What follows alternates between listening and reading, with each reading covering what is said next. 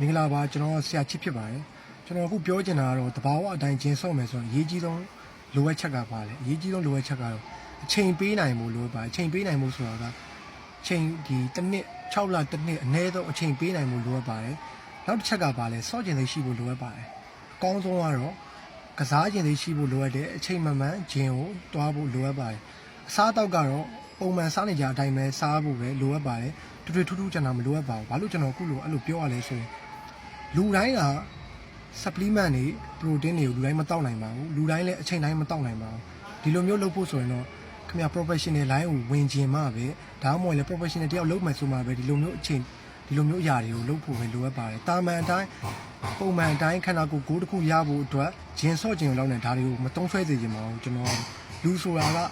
လက်တွေ့ဘဝမှာအချိန်တွေအမျိုးမျိုးပုံစံမျိုးပြောင်းလဲနေတဲ့အတွက်ကျွန်တော်ကတော့တဘာဝအတိုင်းကစားတာကိုပဲအားပေးပါတယ်ဘာလို့လဲဆိုတော့ဒီဂျင်ကစားတာကကျွန်တော်တို့အားကစားတစ်ခုဖြစ်ပါတယ်။အဲ့တော့အားမပေးပါဘူး။ဘာလို့ဆိုတော့ကျွန်တော်ကိုယ်တိုင်လည်းအရင်တုန်းက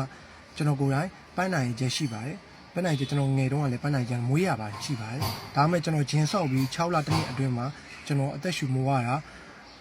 ဒီအမောမခံနိုင်တာတွေပါကျွန်တော်ပျောက်သွားပါတယ်။ပြောချင်တာကတော့ကျွန်တော်အခုကစားတဲ့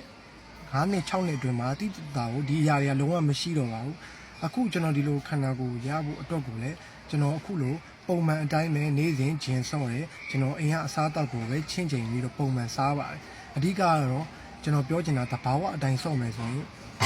ဒီလိုလိုအပ်တဲ့အရာကစားခြင်းလေးရှိဖို့လိုအပ်တဲ့ဂျင်ကိုပုံမှန်အချိန်ပုံမှန်လေးတွားကြည့်ရင်စိတ်ရှိဖို့လိုအပ်တယ်ပြီးရင်ကစားနေတဲ့အချိန်အတွင်းမှာ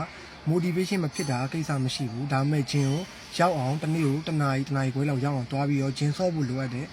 အချိန်တစ်ခုရောက်ရင်ခင်ဗျားရဲ့ခန္ဓာကိုယ်ကတီးစာပြောင်းလဲလာမယ်ပြီးတော့နောက်ထပ်ကျန်းမာရေးဆိုးကျိုးပြဿနာတွေအများကြီးရော့ပါသွားမယ်ပြီးတော့